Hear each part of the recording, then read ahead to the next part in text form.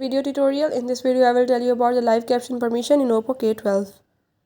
If you want to enable or you want to turn on the live caption permission, I will tell you how you can do it. You have to watch complete video, follow all the steps, and if you are new to my channel, don't forget to subscribe. For further details, now let's watch the video.